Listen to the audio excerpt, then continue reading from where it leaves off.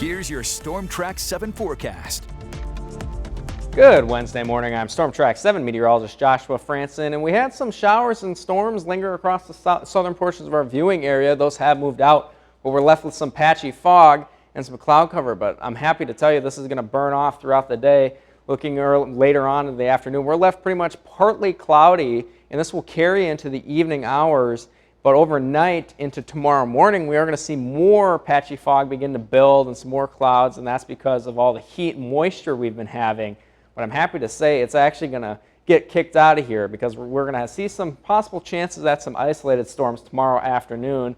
But then later on, we're going to have a cold front move through, and it's going to bring a widespread line of storms, mainly around 8 p.m. tomorrow night, and that will help sweep out that heat and humidity. And there might be a couple stronger isolated storms ahead of this, but this should be out of the area by about, let's say, into tomorrow morning, and then we'll be left with pretty much some cloud debris behind the system, and that will quickly burn off throughout the day to make way for a very pleasant Friday. But there is a severe risk associated with this system. We're sitting at a level 2 out of 5 for our far northwestern counties, and then sitting over the main area at a level 1 risk, mainly for hail, small hail, and some gusty winds. There's barely any tornado threat with this risk, but overall it is good to have that Storm Track 7 app downloaded just in case you do have a severe storm approaching, so you can receive notifications and weather alerts. Comfort level, our dew points are going to go down after the system moves through. Today and tomorrow we will be sitting in the 70s, quite uncomfortable, and we've been dealing with this throughout the entirety of the week, but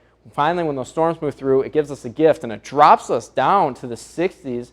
Will be slightly humid, but overall, compared to what we've been feeling, it's going to be very nice. And then into Sunday, we get down into the 50s, and that's very spectacular versus what we've been having. So that means our heat index is also going to drop. We're going to go from these 90s on Wednesday and Thursday down to the 80s, and then Sunday, we're going to be around 76, and those are pretty much our air temperatures. However, this rain we're about to get tomorrow is going to be one of our last chances at it, as we'll pretty much be drier than normal sitting September 2nd through the 6th.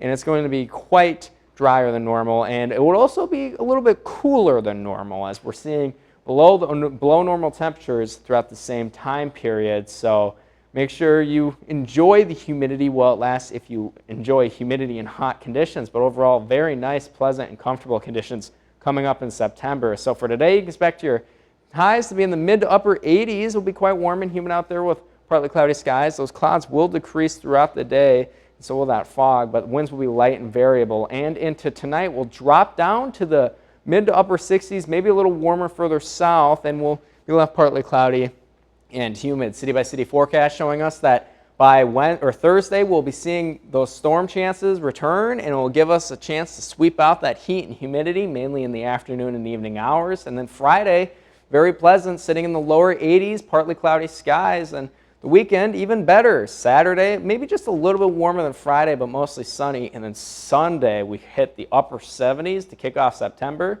Labor Day, sitting in the lower 70s, and pretty much carry that nice weather throughout the entirety of the week ahead.